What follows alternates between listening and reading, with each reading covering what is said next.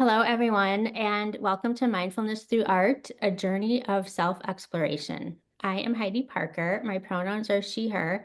I'm the Community Initiatives Manager here at Arts and Healing Initiative, and I am your Zoom host today. This program is presented as part of Hope for LA, a special weekly series that aims to support our Los Angeles community amidst the unprecedented wildfires that have devastated our city. Each session will offer a supportive space for connection and healing as we navigate recovery, rebuilding, and restoration. While this series was developed as a response to the situation in LA, the topics are accessible for anyone navigating the current challenges in our world.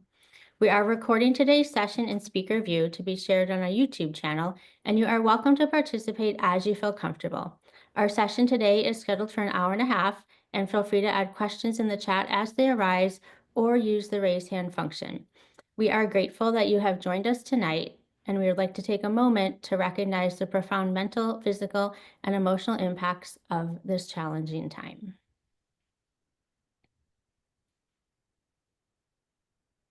Before we begin, we would like to acknowledge the Tongva Nation, on whose home and land the unceded territory of Los Angeles resides. As we are reminded of our environment's vulnerabilities, we hold respect and gratitude for the Tongva people who still consider themselves the caretakers of this land. By their example, we are reminded of our responsibility to our planet and to one another. Let us reflect on and honor with gratitude the Indigenous communities of past and present on whose land you are joining from today.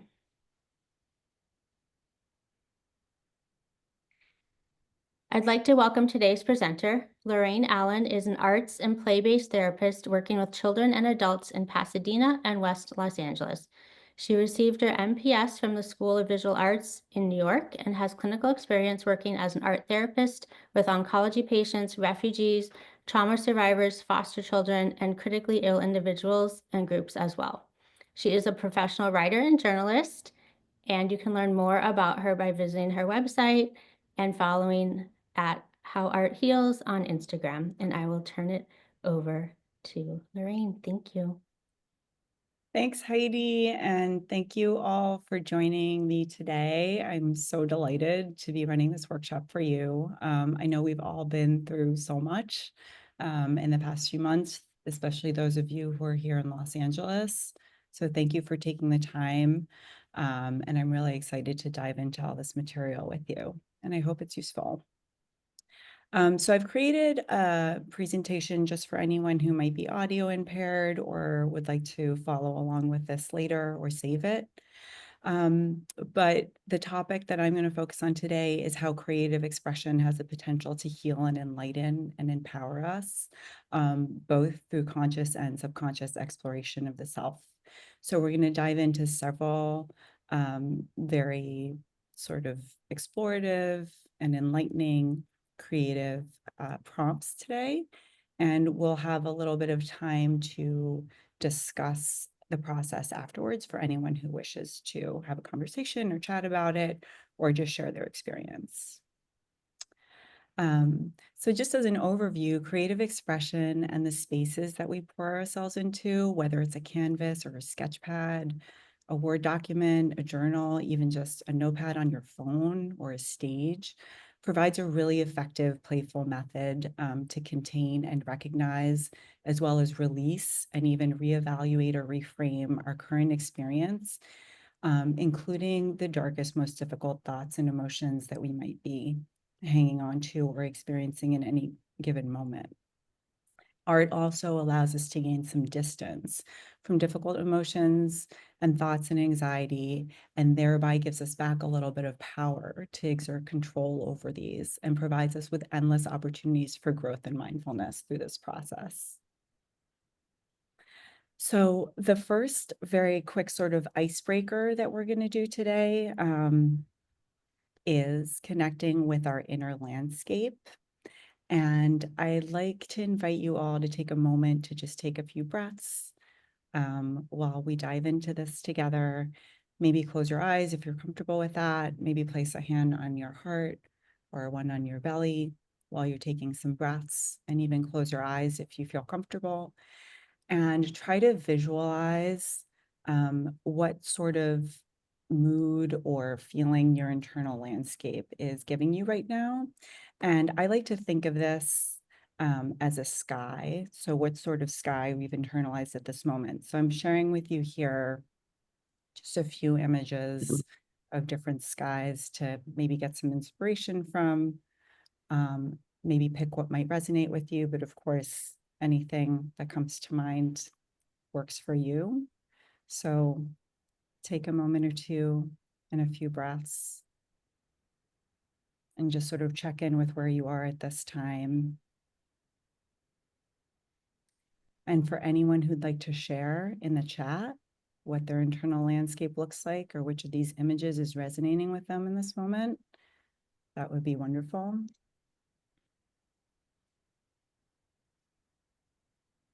And I'm going to take a look at the chat.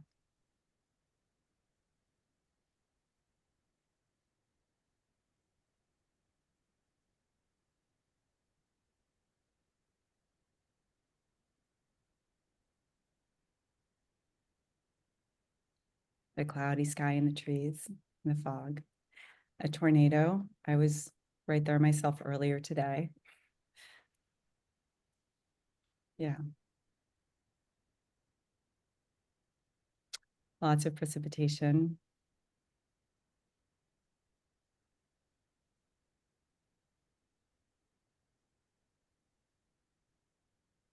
I like this exercise anytime someone is feeling really overwhelmed or I'm feeling really overwhelmed. If you just step outside and take a moment to look up at the actual sky and see how it resonates with you in that moment, or how your internal experience at that moment might sort of conflict with what you're seeing, and try to breathe in a little bit of what is around you and gain some energy from what's out there and sort of help shift your internal landscape that way can be very helpful. The calm colors, that's nice. The aurora borealis swirling, energy on the right. Okay.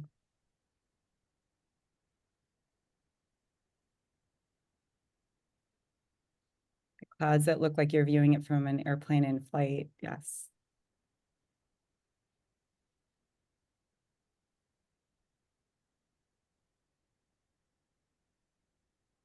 Anybody else? Oh, all is gray in Vancouver. Thank you for joining us from so far away.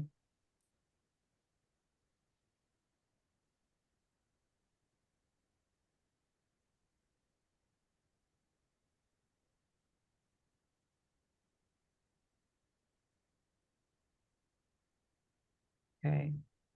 So with this in mind, we're going to move forward, and one of the main themes of this workshop today is how we're going to use imagery and art to sort of change our internal landscape and exercise that control and power that we do have over our internal state at any time through art. So I did, in the description of this workshop, promise to share some sort of background, clinical background and data on what's behind everything that I'm sharing today. So I did want to dive into that just a little bit for a few minutes and take with it, what resonates or what's meaningful. And after that, we'll dive right into the activities. But I wanted to share that today the arts are being used in at least 6 distinctive ways to heal the body: as preventive medicine, as symptom relief for everyday health issues, as treatment or intervention for illness, developmental issues, and accidents, which I see a lot in my practices as an art therapist, as well as the following point for psychological support. As a tool for successfully living with chronic issues can be very, very empowering. And at the end of life, which I also see in practice very much as a really effective way to provide solace and meaning. And this information comes from a book that I highly recommend if you're interested, called Your Brain on Art. Scientists who have studied art therapy have found that painting actually changes brainwave patterns and can alter hormones and neurotransmitters in the brain. And it can even change the perception of pain. And I've seen this working with oncology patients who were terminally ill bedside. And it's really a phenomenal sort of occurrence that can happen during the actual process of art making, but can extend beyond that as well. So something to keep in mind for yourself or loved ones, if you're ever in an experience of that kind. Research has also shown that art therapy and the use of art can reduce the need for pain medications with patients in hospitals and even increases compliance with medication, which leads to decreased hospital stays, which is always a plus. Another study that examined the role of creative expression in women going through radiation therapy demonstrated notable improvements in overall health, quality of life, and psychosocial health, specifically in their body image and their ability to cope with adverse side effects of treatment on their bodies, and even developed an increased sense of hope. And another recent study, on the use of art therapy with patients in acute distress found that it was helpful by providing a relaxing creative outlet, by offering an opportunity for patients to feel listened to and allowing them to safely express emotions and search for meaning in their lives. In his book, Art as Therapy, which was co-authored with John Armstrong, a British philosopher, Alan de Botton, who I very much admire, also suggests that the point of art on a therapeutic level is that engaging with it actually helps us to lead better lives. So I don't know how many of you here have already felt that or experienced it. But if not before, I hope that a little bit through our time together here today, you might experience it in person. So while we dive into these exercises in a moment, I just want to emphasize that nobody is judging any of the art or creative expression that we're producing here today, and that we're not here to make artful masterpieces. Nobody is here, to be a judge of anyone's art, and you don't need any prior artistic experience at all to benefit from the creative process. And the purpose excuse me, of all the exercises that I'm going to share with you in a moment is to first recognize and bring new awareness to what's happening inside us, thereby cultivating mindfulness. And then moving to the next step, which will be helping us to release some of what we find inside us at this moment that we wish to sort of let go of or have a little space from, or what feels really heavy and painful. And then finally to reframe or sort of redirect our current experience of where we are with hope and joy. So the first exercise that I invite you to join in is to imagine yourself as a tree. And you may or may not want to keep in mind the inner landscape that you just gained some awareness of a moment ago when you were looking at the sky and identifying with how you were feeling internally at this moment. So perhaps your tree is living in that landscape right now, or perhaps it's not. And I know that, again, in the materials list for this workshop, I listed out a wide range of options from, pencils to watercolors, markers, or even collage. So whatever you have that you're most comfortable with or have handy is perfect. Again, there's no judgment at all. And you are very welcome to share what you've done at the end of this, but you're certainly under no obligation to do so. I'm going to give about 10 to 12 minutes to work on the tree. I'm going to share some tree images with you in a moment to sort of inspire you as you go. And then at the end of this, there will be a few minutes of reflection time, and I have some guided prompts for that as well that I'll lead you through to reflect on this process. But so before you dive in and before I share any tree images, I wanted to again invite you to take a few minutes to maybe close your eyes, take some breaths, feel your feet on the ground, your body on the chair, or wherever you find yourself placed at this moment, and really ground yourself as a tree does. And imagine roots coming out from underneath you, and imagine branches stemming from your arms and up above you and reaching out all around. And try to visualize, what does that tree look like? What type of tree is it? Is it a flowering tree? Is it a fruit tree? Is it an evergreen tree? Is it a tall tree, a towering tree? Is it a sapling, a newly planted tree? And try to imagine the strength of the tree, whatever stage of growth it's at, and its surroundings as well. And I hope you enjoy this exercise.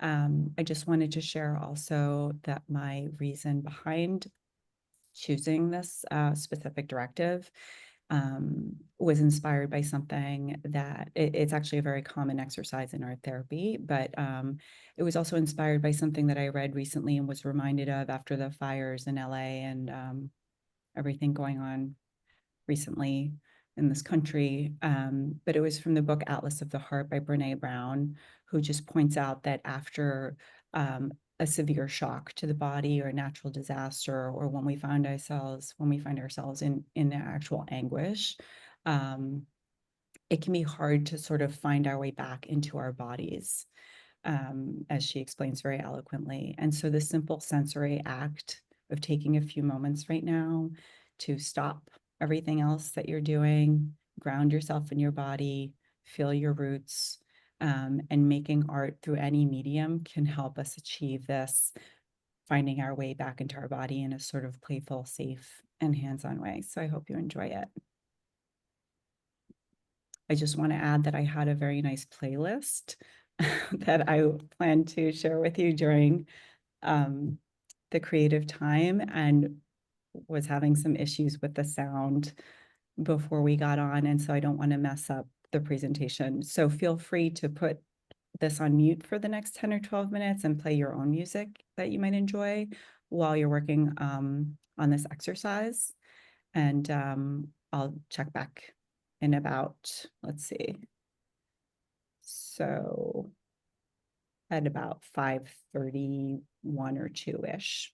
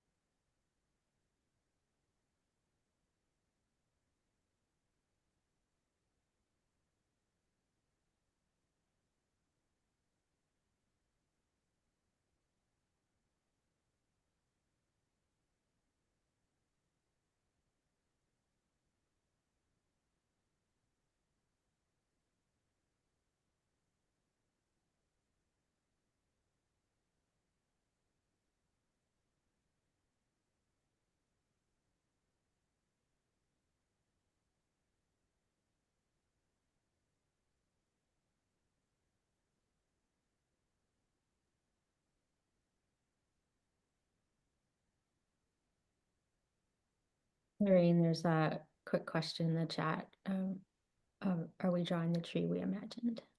Thanks, Heidi. Let me, for some reason. Um,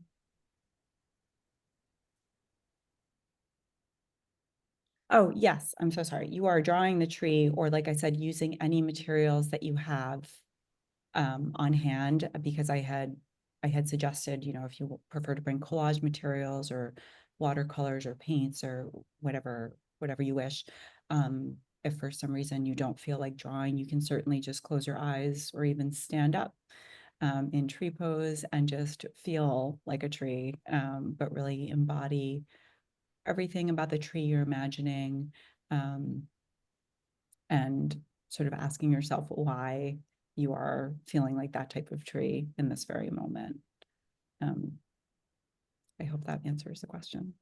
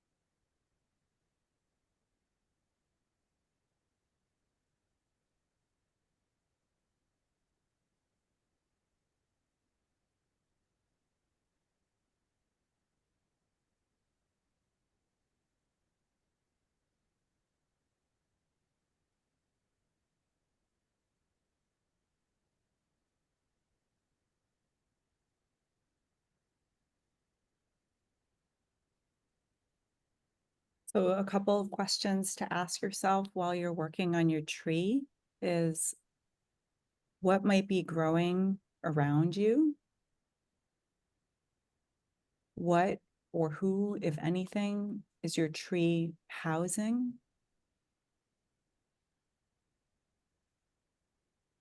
What direction or directions is your tree growing in? And is there anything your tree really needs in this moment? Sunlight, water, soil?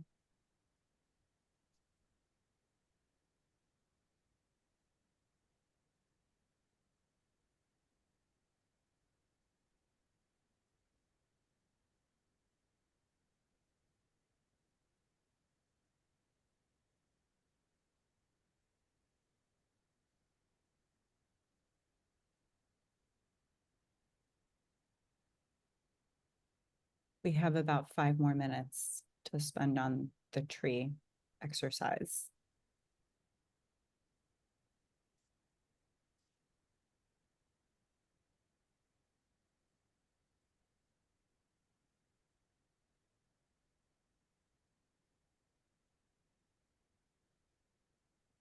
Lorraine, there's a request to put those questions you just stated in the chat. In the chat, thank you. For some reason, the chat disappears on me. I have to keep checking.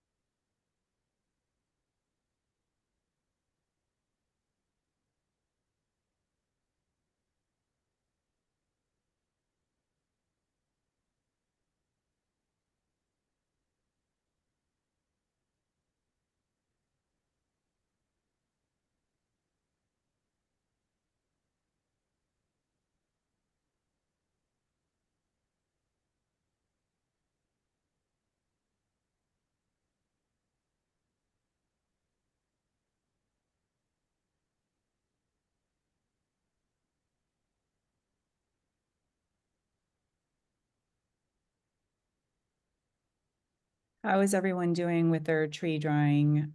Is it okay to move on to the reflective questions, or does everybody need another minute or two? If you need more time, you could just raise your hand if that's faster.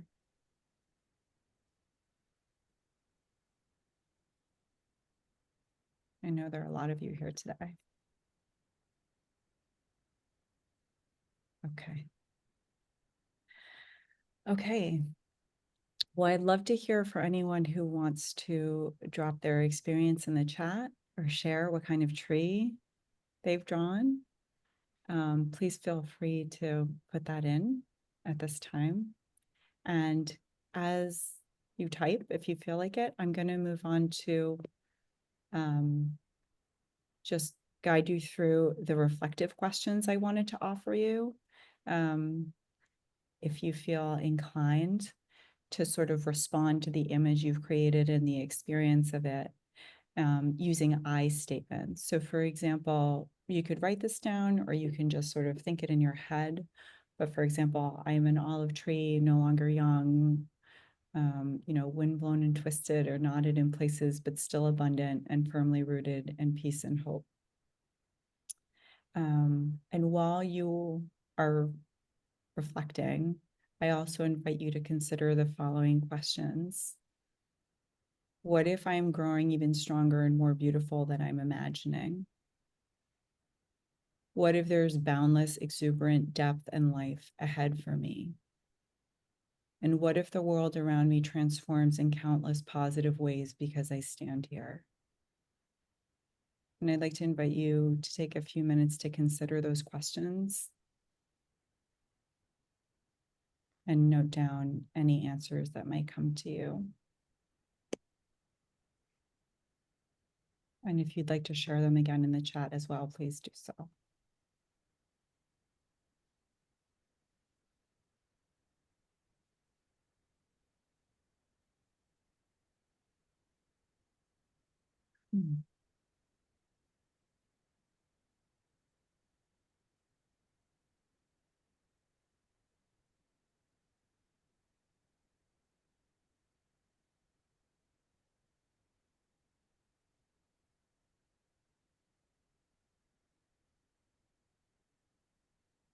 Take a couple of minutes to work on the responses.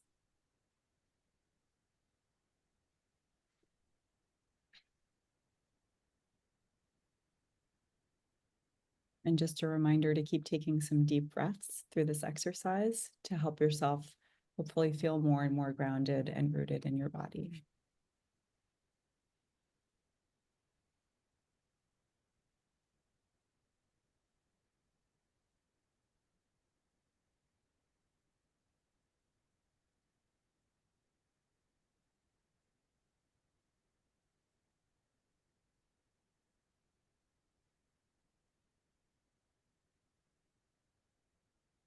Thank you, Larissa and Jennifer, for sharing your feedback.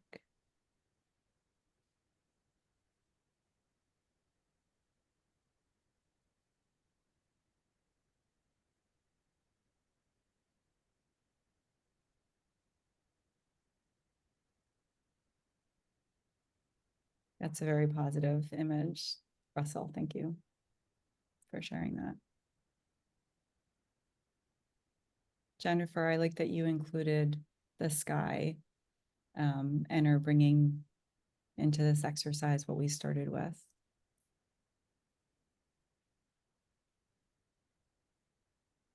And I like that you detailed the roots as well.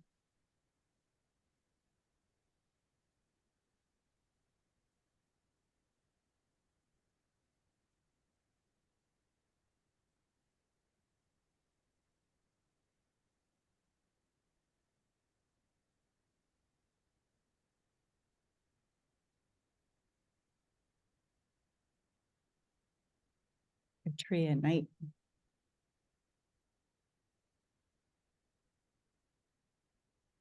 Jody, I wonder what your experience was and if it shifted at all when I posted the last questions of the exercise, the questions to consider that are on the screen right now.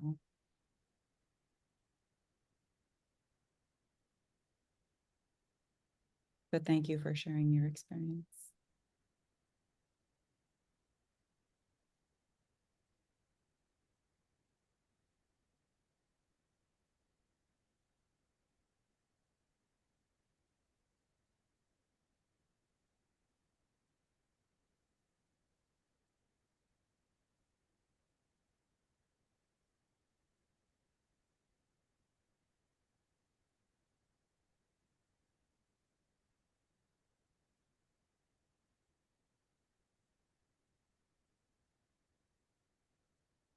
Barbara, thank you for sharing that. I wonder if this invitation to ask yourself what if questions might shift your experience of the present, or throughout the rest of this workshop also your vision for your future?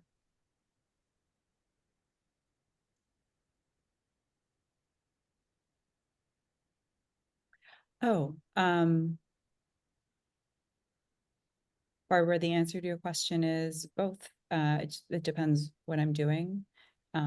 It's nice to work on responses together, but response is never forced. If something comes to mind, it's always nice to share. So these questions are things that you can take with you. They may also make more sense, or you may revisit them at the end of the workshop.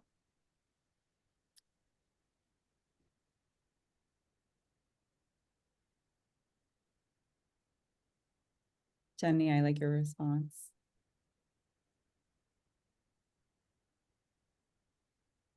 Lots of responses coming in.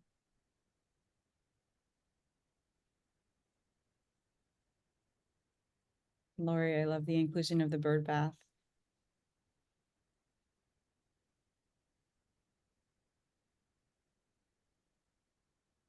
And Sheila, I like the sort of motto that you've added there.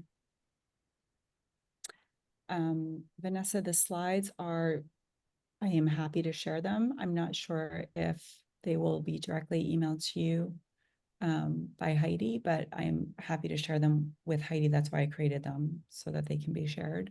So feel free to reach out if they're not automatically shared. I'll include them in the follow-up email, Lorraine. Okay, thanks. Yep. Okay, I'd like to move on to the next exercise, but Larissa, thank you for adding that. And I invite you all to consider these questions for any creative work that you're working on in the future. So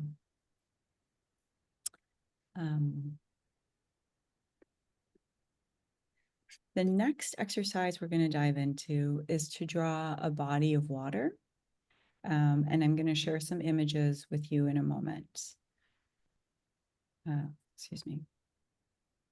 Here's one for starters, but it might be still water, it might be wavy water, it might be a small little puddle or pond or something enormous. It might be rushing water, cold water, icy water, warm water. And the idea behind the water is not actually to envision yourself as the water, but rather to envision yourself still either as the tree beside the water or as a person in the water, floating in it, maybe boating on it, swimming in it, or enjoying it if you wish. But creative expression can also provide us with a sense of calm and promote hope and joy while bringing relief from difficult emotions.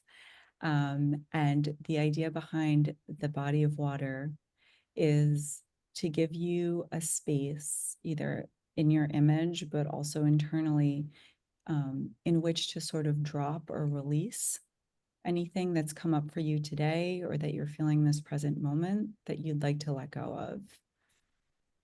Any heaviness, darkness, pain, or burdens that you might be clinging on to really tightly, I'm going to invite you, as you're drawing the water, whatever that water looks like, to consider letting it float away or letting it sink to the bottom or letting it dissolve, whatever feels right for you. And let the water carry the weight of those things for you so that you don't have to keep shouldering it. So here are some more water images for you that I hope might inspire. And we are actually going to take another full about 10 or 12 minutes to work on the water as well. So feel free to ask any questions in that time in the chat, but we'll have time for response, and there will be some reflective questions at the end of this as well. But the idea, one more time, behind the water directive is as a space to release anything that's come up for you or that you're holding on to right now. really tightly that might not be joyful or comfortable, or what you need and want to be carrying forward with you today.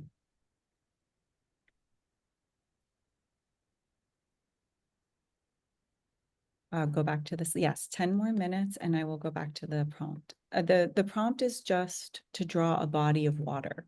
I'm sorry, my slides are just, I will put it in the chat.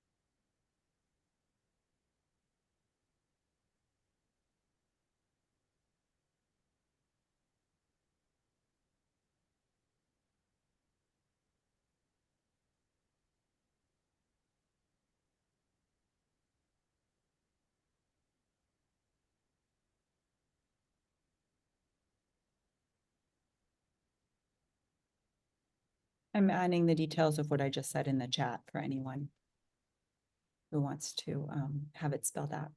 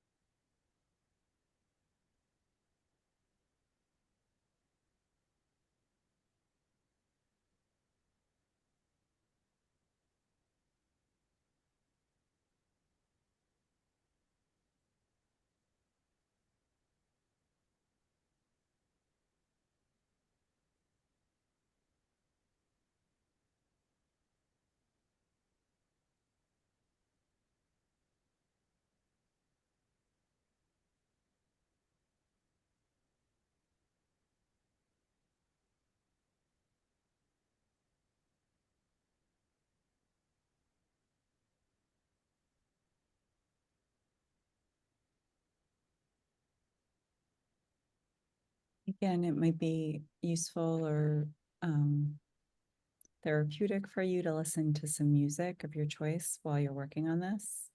And I'm sorry I'm not able to share my audio from my playlist. But feel free again to mute me for the next 5 more minutes or so that you can enjoy the process with some music. And any questions that might pop up while you're working, please drop them in the chat.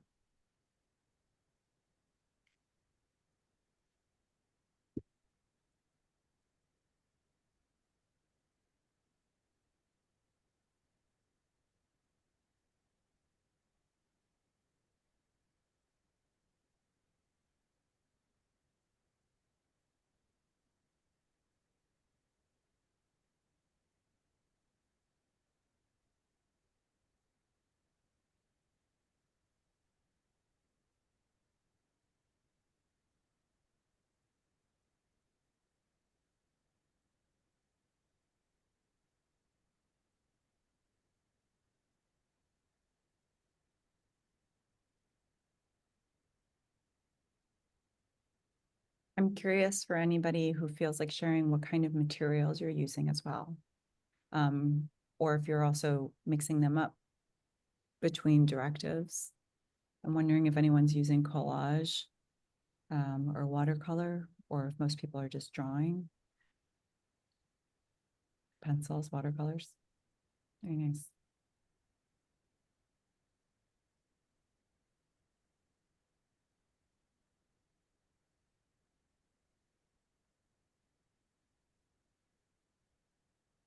I appreciate that you all came so prepared. Watercolor is, yeah, with no experience, Jennifer, that's an experience to work through. I recommend little water at first while you're just starting out. Chalk pastels, very nice. Oil pastels are a favorite of mine, but they are messy. Collage, it's great. The mixed media works really nicely when you're working on sort of layered directives. So I hope you're all enjoying that experience.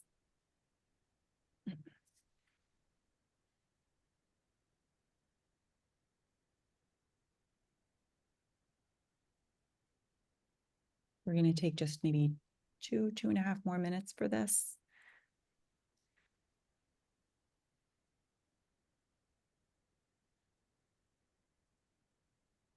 And I'm curious, again, for anyone who feels like sharing, what kind of body of water you decided to go with.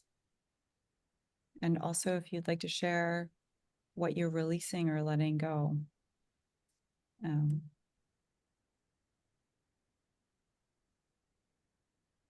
rushing river. I think I had one more image to share. Lake. There's some more related images.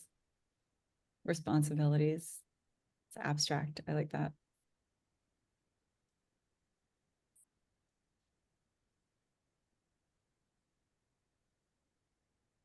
I like the addition of flowers in your pond, Patrice. That's a very nice image. It's a very soothing image.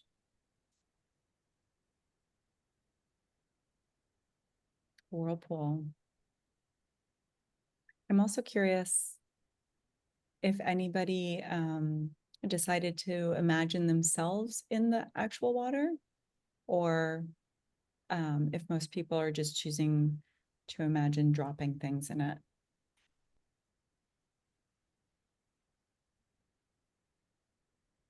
Ripples. Fruits being washed away. I like that. Fear and anxiety, Sherry, that's really great. I hope the process is allowing you to let go of some of that, at least in this moment. A sailboat and an ocean. Floating, okay. On a cliff, so you can drop from a height. Okay, a lot of you are in the water. I love the idea of letting go of people's expectations of us. That can be such a burden that we carry, that we really don't need to. People's expectations are their own. And pelicans, very nice. picking back up things of value to replace the things you've dropped. Oh, excuse me. Very nice.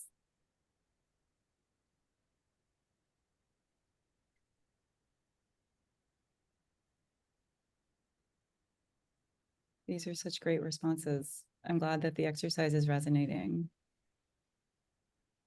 Letting go of time, the constraints of time. That's really nice, Wendy.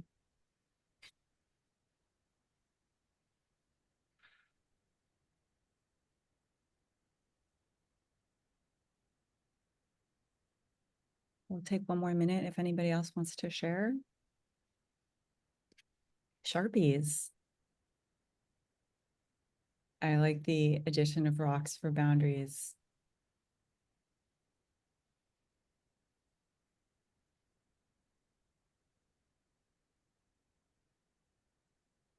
Overthinking. Such a great thing to let go.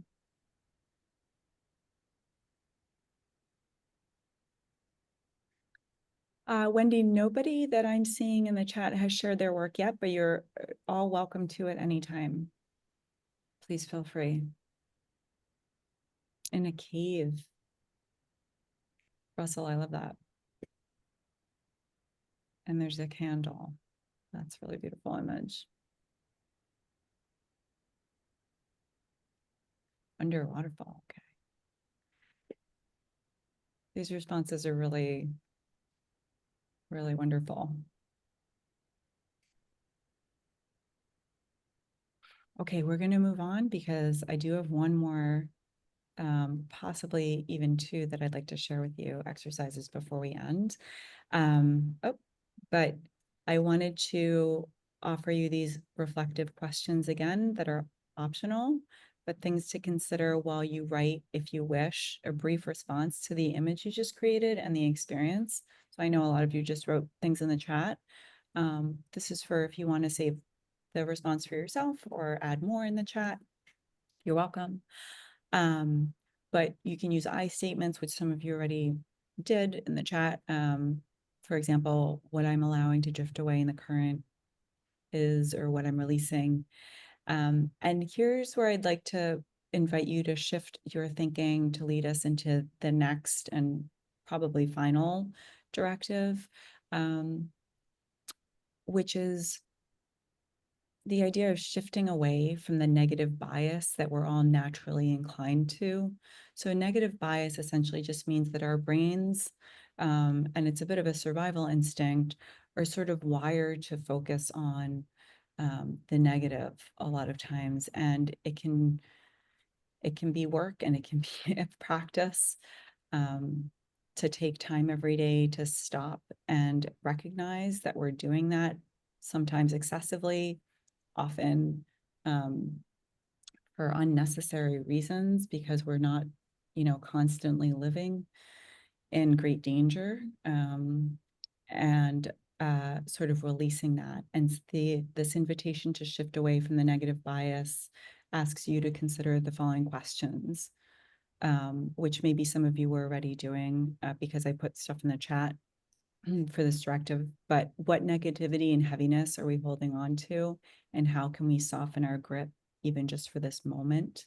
So although we just did this related to your body of water, I'm going to invite you to take a few moments to center yourself back in your body before you move on, and ask yourself what you might physically in your body, or even in your mind and your heart, still be holding on to that you wished you'd released in the water, and try to loosen or soften your grip on it, internally.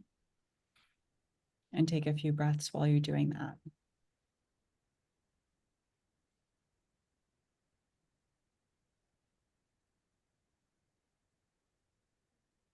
And finally, I'd like you to also ask yourself, if you'd wish to, what you might make room for and what you might allow yourself to feel if you do let go,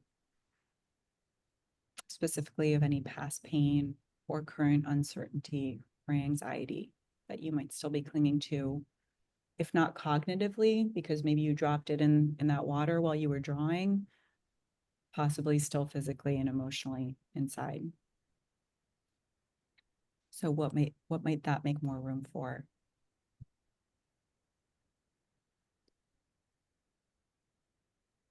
So we'll take just a minute or two if you want to write down your responses, or if anybody wants to add anything in the chat that's related. Love.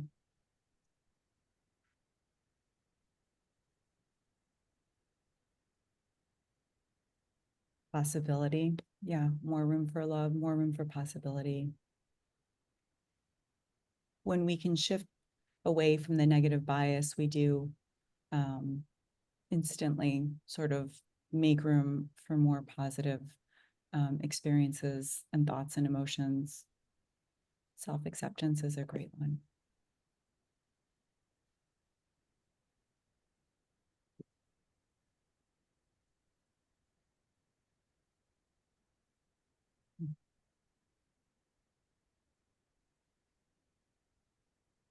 More playfulness and joy.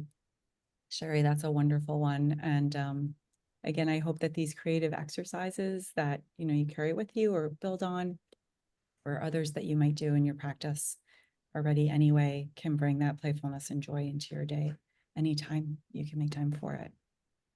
Receive more love, more flexibility. Yes.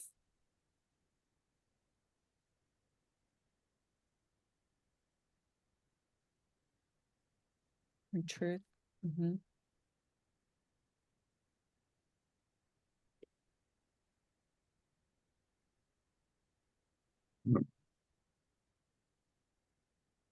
Okay. We're going to move on and more, yes, releasing more fear. Thank you so much, everyone, for sharing all those responses.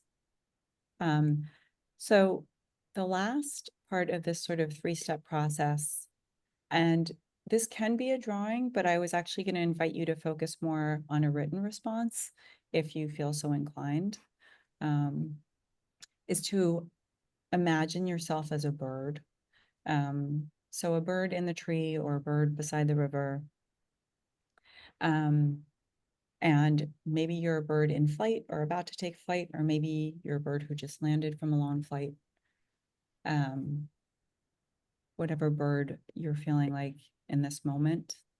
And I'm going to follow in a second with some reflective questions, a whole bunch of guided prompts actually that you can ask yourself while you're taking a few minutes to write your response.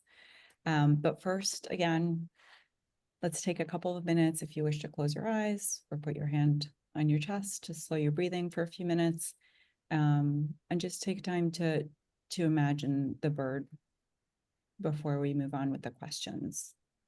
What size is the bird? How old is the bird? What does it look like? Where is the bird?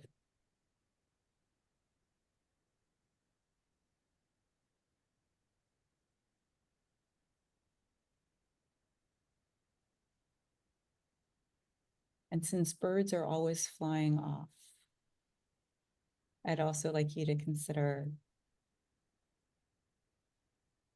where and how and when this bird will take off and where to. Where to next?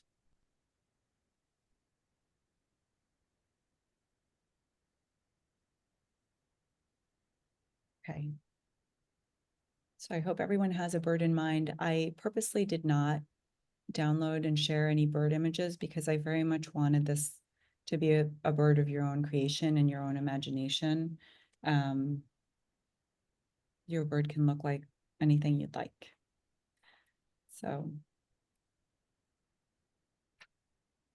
here are the questions, the reflective questions for this exercise.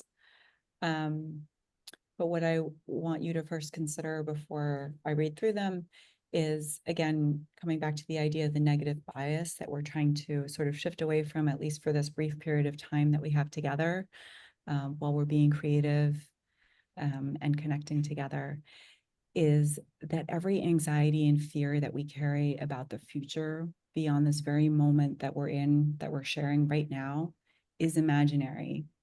And in the same way that the fear about the next hour, or the next day, or the next year is imaginary, so too can be hope or joy. Um, so I invite you to challenge yourself to imagine a more hopeful, positive future, whether it's just for the rest of this day, or a week, or month, or year, or for the rest of your life. And take the next, maybe not quite 10 minutes, but take the next, maybe 5 to 7 minutes to free write, guided by any of the following prompts if you'd wish, or just your own response to this notion of shifting your negative bias to a more positive one, to give yourself some space from that tension and that stress and that anxiety that we all carry so much all the time. So I'll read the prompts out, but they're here on the screen as well. One question to consider is just to decompress. I'd like to spend more time doing blank. I can be more aware and grateful for all my body does to get me through the day by blank. A time that I abandoned myself recently was blank. And to find my way back by blank.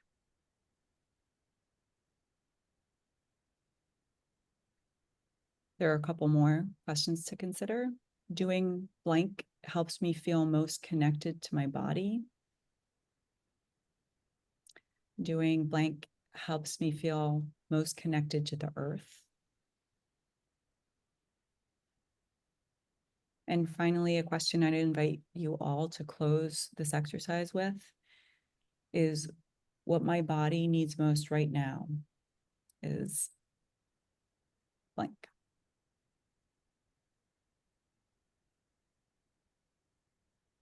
So I hope that this exercise can be one more sort of final invitation to help you ground yourself and cultivate mindfulness inside your body while you're working through the creative process.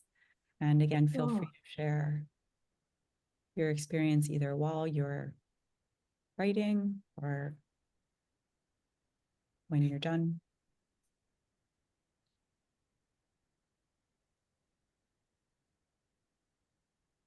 And we can take about 7 minutes for this, 7 or 8 minutes. But if people need more, we can squeeze in a little more too.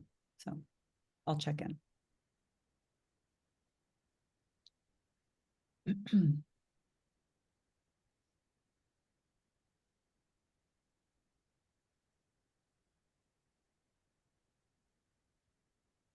Again, if you're not a person who enjoys writing very much, or if you're just tired and you prefer drawing in this moment, feel free to just work on the bird image while sort of asking yourself some of these questions or being guided by some of these prompts and questions as you work.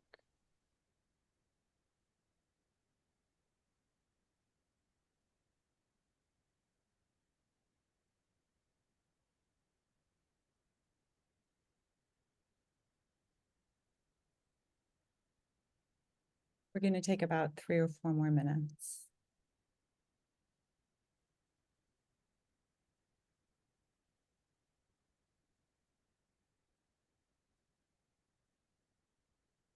And again, the slides will be shared with you in an email after the presentation, so you can always revisit these questions for further consideration at any time.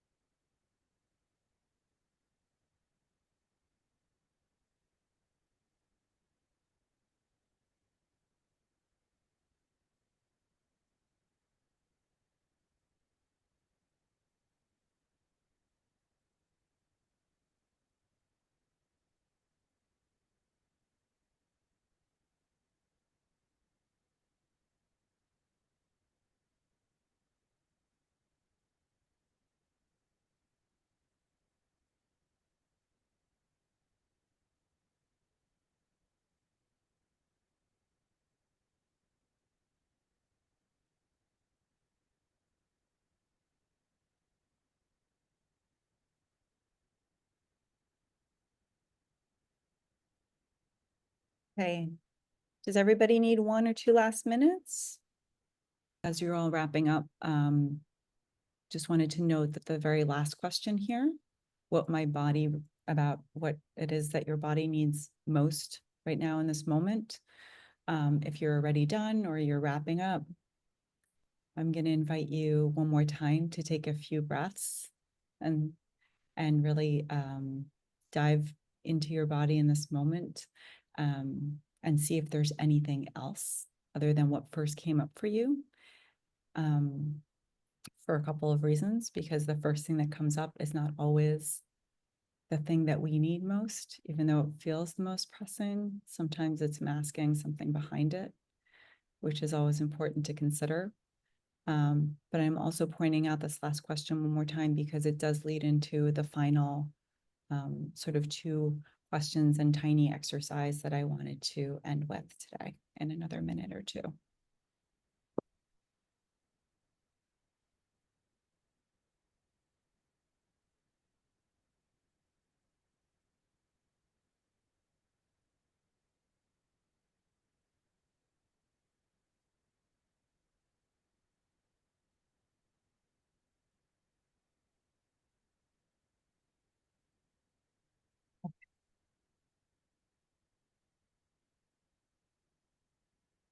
So as we come to a close, and we're not quite there yet, but in case I forget to circle back to this, these responses that you're all posting here, just a reminder um, that it's not enough to just take the time to identify what we need most, but it's also most important to give ourselves the time to then deliver it in whatever way we can. And maybe even if we can't find the exact thing that we want, like a Hawaiian vacation or a swim in a warm ocean at this moment, we can find an app substitute that could at least give our body um, partly what it so much is telling us it needs right now. So I hope you all can take the time to do that.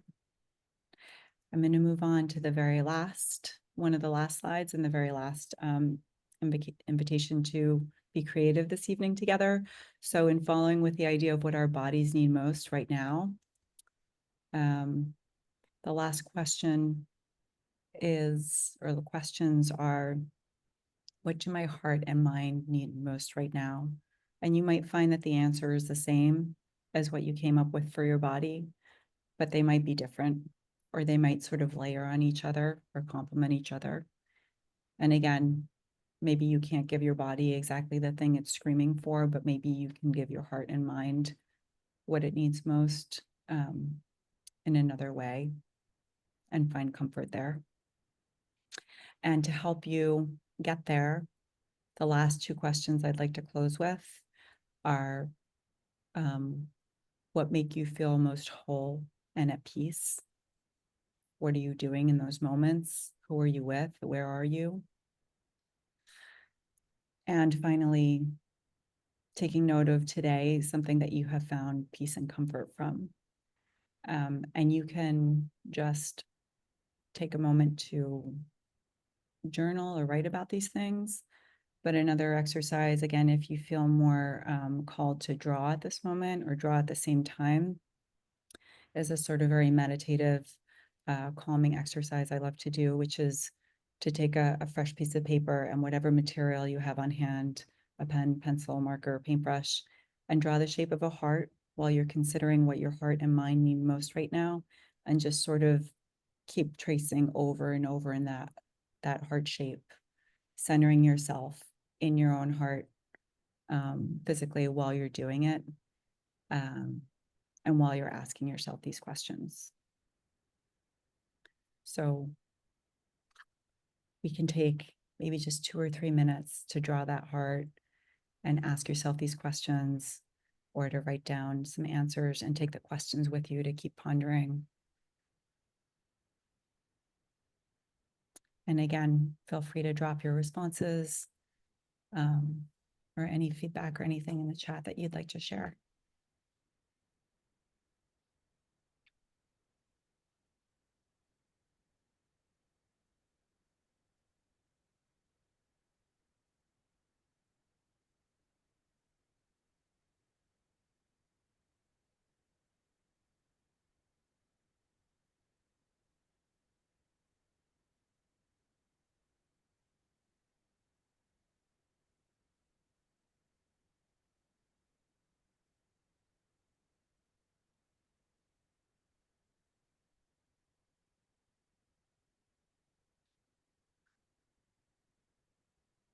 Okay, well, I hope that you are all also able to enjoy finding some mindfulness through these exercises together. And again, thank you so much for everything that you've shared and that you've taken the time to work on together. Um, and drop in the chat for us. Does anybody else want to add a response or two before we move on to the end of the presentation?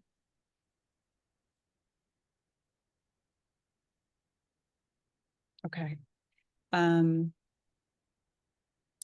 You're welcome, Deborah. So I wanted to end with this poem by Lucille Clifton that I'll let you all read.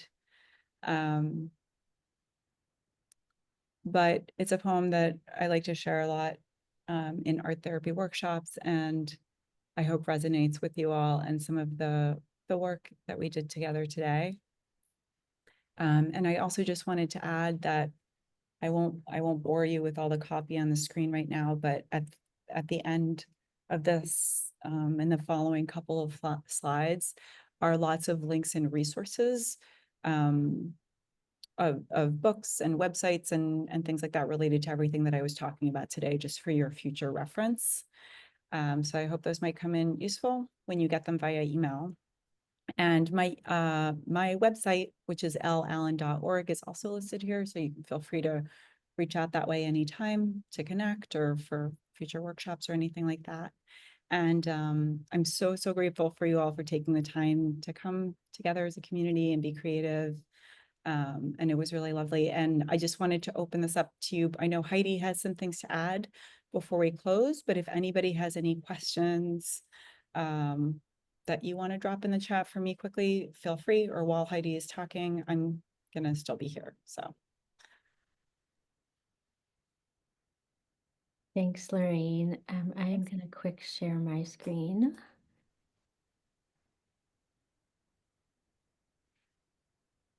I want to thank everyone for joining us, and just immense gratitude to Lorraine for creating such a mindful space for us tonight.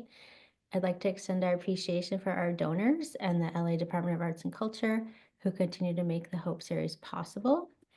As we mentioned, please be on the lookout for the follow-up email. I did put the survey in the chat, but that link will also be in the email.